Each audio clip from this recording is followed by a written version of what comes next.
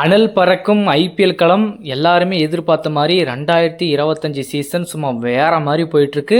பாதி ஆஃப் வந்து முடிய போகுதுங்க. 7 போட்டி எல்லா அணிகளுக்குமே கிட்டத்தட்ட பக்கத்தில் நெருங்கிடுச்சு.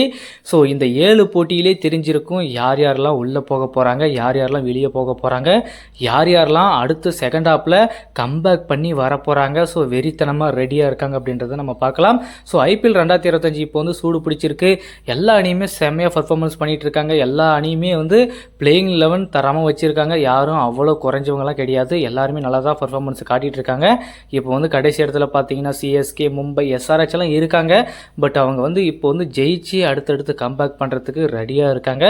முன்னால் டாப்பில் பார்த்தீங்கன்னா குஜராத் ஒரு பக்கம் கலக்கிட்டு இருக்காங்க, பஞ்சாப் பார்த்தீங்கன்னா ஒரு பக்கம் கலக்கிட்டு இருக்காங்க, கேகேஆர் ஒரு பக்கம் கலக்கிட்டு இருக்காங்க, லக்னோ ஒரு பக்கம் கலக்கிட்டு இருக்காங்க. எல்லாருமே செம்மையாக ஆடிட்டு இருக்காங்க.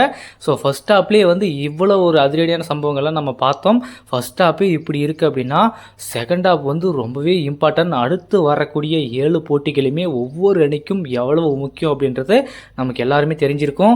ஏன்னா அந்த ரெண்டாவது ஹாப்பு தான் சிஎஸ்கே ஆகட்டும் மற்ற எல்லா அணிகளும் ஆகட்டும் உள்ளே போகிறதுக்கு ஒரு முக்கியமான ரோலாக இருக்க போகுது. ஏன் அப்படின்னு பார்த்தீங்கன்னா இந்த ஃபர்ஸ்ட் ஹாப்பில் எல்லா டீமுமே வந்து பார்த்தீங்கன்னா 7க்கு 5, 6 அப்படின்னு வின் பண்ணி வச்சுருப்பாங்க. பட் செகண்ட் ஹாப் வந்து அவங்களுக்கு எதிர்பார்த்த மாதிரி சக்ஸஸ் கிடைக்காமலும் போகலாம், எல்லா போட்டிகளையும் தோல்வியும் சந்திக்கலாம். இந்த மாதிரி ஏகப்பட்ட ட்விஸ்ட் வந்து செகண்ட் ஹாப்பில் இருக்குது. ஸோ இந்த மாதிரி பல போட்டிகளை வந்து சிஎஸ்கே ஆகட்டும், மும்பை ஆகட்டும், ராஜஸ்தான் ஆகட்டும், இந்த மாதிரி ஏகப்பட்ட டீம் வந்து ஜெயிச்சு உள்ளே வந்திருக்காங்க, தோல்வியை சந்திச்சு பின்னாடியும் போயிருக்காங்க. இந்த மாதிரி நிறைய மாற்றங்கள், நிறைய ட்விஸ்ட்டுகள் வந்து உள்ளே நடக்கிறதுக்கான வாய்ப்புகள் அதிகமாக இருக்குது. ஸோ அப்படி புள்ளிப்பட்டியலில் தான் வந்து பார்த்தீங்கன்னா குஜராத் டாப்பில் இருக்காங்க. அதுக்கு அடுத்தபடியே டெல்லி பார்த்தீங்கன்னா 5க்கு 4 வின் பண்ணியிருக்காங்க. ஆர்சிபி பார்த்தீங்கன்னா 6க்கு 4 வின் பண்ணியிருக்காங்க. ஸோ ஆர்சிபிலாம் பார்த்தீங்கன்னா நல்லா தான் ஸ்டார்ட் பண்ணாங்க. அடுத்து பார்த்தீங்கன்னா கண்டினியூஸாக வந்து தோல்வியை சந்திச்சாங்க. லக்னோ பார்த்தீங்கன்னா செம்ம ஆடிட்டு இருக்காங்க. பஞ்சாப் நேற்று பார்த்தீங்கன்னா வேற மாதிரியான ஒரு கேமுங்க. இந்த 2025லே ஒரு சிறப்பான கேம்னா நேற்று கேகேஆருக்கும் பஞ்சாப்புக்கும் நடந்த ஒரு சிறப்பான கேம் தான். வெறும் குறைந்த டோட்டல் வெறும் 111 அடித்து அதை வந்து டிஃபெண்ட் பண்ணியிருக்காங்க. ஐபிஎல் வரலாற்றில் குறைந்த ரன்னை வந்து டிஃபெண்ட் பண்ண ஒரே அணி அப்படின்னு சொல்லி வரலாற்று சாதனை வந்து பஞ்சாப் அணி வந்து பண்ணியிருக்காங்க. ஹையஸ்ட் ரன்னை சேஸ் பண்ண டீமும் பஞ்சாப்பு, குறைந்தபட்ச ரன்னை டிஃபெண்ட் பண்ண டீமும் பஞ்சாப்பு. ஸோ இந்த 2 சாதனையுமே பஞ்சாப் அணி அவங்களுடைய வசத்தில் வச்சுருக்காங்க. அவ்வளவு சீக்கிரம் இந்த மாதிரி சாதனைகள்லாம் பண்ணுறதுன்றது ரொம்பவே கஷ்டமான விஷயம். அப்படி வந்து பஞ்சாப் அணி பண்ணியிருக்காங்க. ஸோ இந்த 2025 சீசனில் ஸ்ரேயஸ் ஐயரை பஞ்சாப் அணி ஏலத்தில் எடுத்தாங்க, கேப்டன்சி கொடுத்தாங்க. சும்மா அற்புதமாக கேப்டன்சி பண்ணிகிட்டு இருக்காரு. பார்த்து பண்ணிகிட்டு இருக்காரு. டீமுக்கு என்னென்ன வேணும், என்னென்ன பண்ணலாம், எந்தெந்த பவுலர் கரெக்டான இடத்துல கொடுக்கலாம் அப்படின்னு சொல்லிட்டு எல்லா இடத்துலையுமே பண்ணிகிட்டு இருக்காரு. அதனால தான் 2024 கேகேஆர் அணி கோப்பை வெல்றதுக்கு ஒரு முக்கியமான காரணமாக இருந்துச்சு.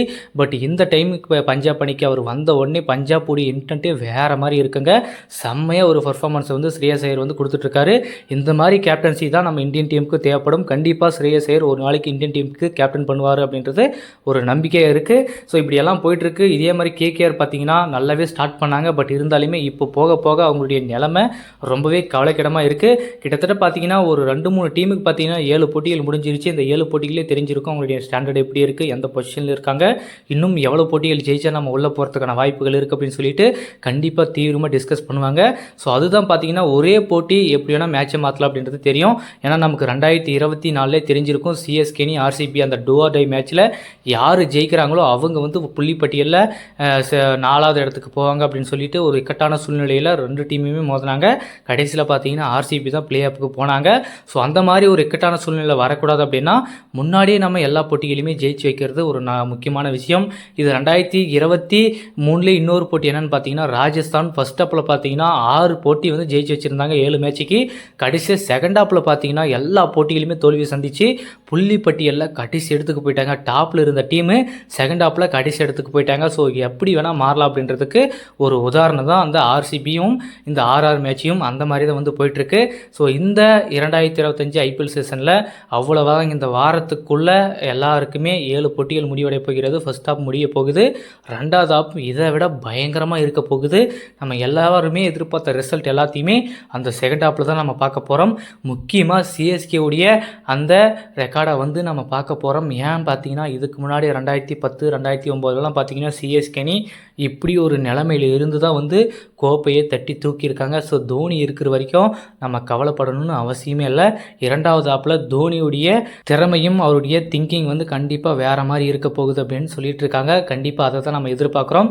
தோனி அவர்கள் அவர்கள் என்ன பண்ண போகிறாரு அப்படின்றத பார்ப்போம். ஸோ மும்பை அணி பார்த்தீங்கன்னா இப்போ இருக்கிற நிலமை அதே மாதிரி தான் இருக்குது. சிஎஸ்கே எப்படி இருக்காங்களோ அதே பொசிஷனில் தான் மும்பையும் இருக்காங்க.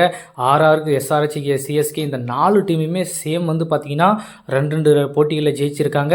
ஸோ அவங்கெல்லாம் 6க்கு 2 வின் பண்ணியிருக்காங்க. சிஎஸ்கே 7க்கு 2 வின் பண்ணியிருக்காங்க.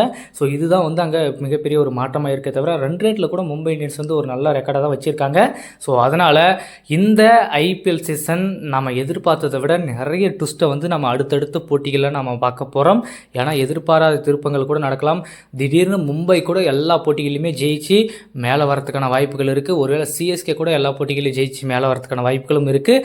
அடுத்து ஏப்ரல் 20 நடக்கக்கூடிய போட்டியில் சிஎஸ்கேவும் மும்பையும் விளையாட போகிறாங்க வான்கடே ஸ்டேடியமில். ஸோ இந்த போட்டி சிஎஸ்கேவுக்கும் முக்கியமான போட்டியாக இருக்க போகுது, மும்பை இந்தியன்ஸுக்கும் முக்கியமான போட்டியாக இருக்க போகுது. அந்த போட்டியில் யார் ஜெயிக்கிறாங்களோ ஸோ அவங்க தாங்க அடுத்த பொசிஷனுக்கு போக போகிறாங்க அப்படின்றதுக்கான ஒரு முக்கியமான போட்டியாக இருக்கும். கண்டிப்பாக தல தோனி அவர்கள் திங்க் பண்ணிகிட்டே இருப்பாருக்கு. இந்த மேட்ச் வந்து எவ்வளோ இம்பார்ட்டன்ட் நமக்கு அப்படின்றத அவர் வந்து பார்த்துட்டே இருப்பார்.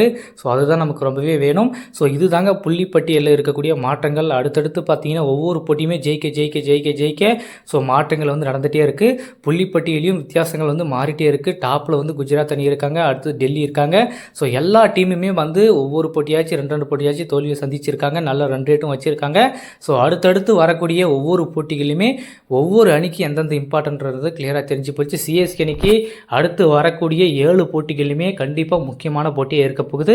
கம்பல்சரியாக 7 போட்டியில் குறைஞ்சபட்சம் 6 போட்டியாவது ஜெயிச்சா மட்டும்தான் அந்த பாயிண்ட் டேபிளில் 16 புள்ளிகளுடன் சிஎஸ்கே அணி சேஃபாக அந்த 2வது இடத்தையும் இல்லைனா 3வது இடத்த முடிக்கிறதுக்கான வாய்ப்புகள் இருக்குது. தல தோனி அவர்கள் என்ன பண்ண போகிறாரு, எந்த மாதிரியான ட்ரிக்ஸை வர போகிறாரு. ஸோ அதே மாதிரி சிஎஸ்கே அணி வந்து ஒவ்வொரு போட்டிகளுமே ஜெயிக்க ஜெயிக்க ஜெயிக்க ஒவ்வொரு அணிக்குமே மிகப்பெரிய ஒரு லாஸ் ஆகிட்டே இருக்கும். அவங்களுக்கும் அது முக்கியமான போட்டியாக இருக்கும். ஸோ அதனால் சிஎஸ்கே மும்பை 2 டீமுமே கம்பேக் பண்ணி ஜெயிச்சாங்க அப்படின்னா டாப்பில் இருக்க டீம் எல்லாமே வந்து கீழே வரதுக்கான வாய்ப்புகள் இருக்குது. ஸோ அதை தான் வந்து அடுத்தாப்பில் நம்ம பார்க்க போகிறோம். நிறைய நடக்க போகுது, நிறைய ட்விஸ்ட்டும் வரப்போகுது.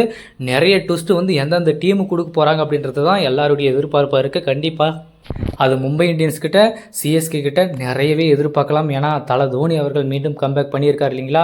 ஸோ அதனால் கண்டிப்பாக தல தோனி அவர்கள் இளம் வயது வீரராக இப்போ இருக்கிறாரு. அவர் ஆடக்கூடிய விதம், அவர் விக்கெட் கீப்பிங் விதம் எல்லாமே அவருக்கு இப்போது 25 வயசு தான் ஆகுது அப்படின்ற அளவுக்கு எல்லாரையுமே யோசிக்க வைக்கக்கூடிய ஒரு வீரராக இப்போ அற்புதமாக ப்ளே பண்ணிட்டு வந்துட்டுருக்காரு. ஸோ என்ன நடக்க போகுது, ஸோ புள்ளிப்பட்டியலில் தொடர்ந்து நடக்கும் அதிசயங்கள், அதிரடியங்கள், ஸோ என்ன நடக்குது அப்படின்னு தெரியாமல் திடீர்னு ஸோ புள்ளிப்பட்டியலில் நடக்கும் மாற்றங்களாக இருக்குது. ஸோ இது எல்லாத்துக்குமே முற்றுப்புள்ளி வைக்கிற விதமாக அடுத்து 2வது ஆப் முக்கியமான ஆப்பாக இருக்க போகுது. ஸோ என்ன பண்ண போகிறாங்க எல்லா அணிகளும், எந்த மாதிரியான ட்ரிக்ஸோடு வர போகிறாங்க, எந்த மாதிரியான மாற்றங்களை கொண்டு வர போகிறாங்க அப்படின்றது நம்ம பார்க்கலாம். சிஎஸ்கே அணியின் வெற்றி எப்படி இருக்க போகுது அடுத்த அப்படியும் நம்ம பார்க்கலாம். ஸோ எல்லா டீமுமே கண்டிப்பாக அடுத்த போட்டியில் 2வது கீர் போட போகிறாங்க. அடுத்து வரக்கூடிய 2வது செஷன் கண்டிப்பாக ரொம்பவே முக்கியமான செஷனாக இருக்க போகுது. ஸோ யார் அந்த டாப் 4க்கு போக போகிறாங்க அப்படின்றத உங்களுடைய கருத்துக்களை வந்து மறக்காமல் கமெண்ட்டில் சொல்லுங்கள்.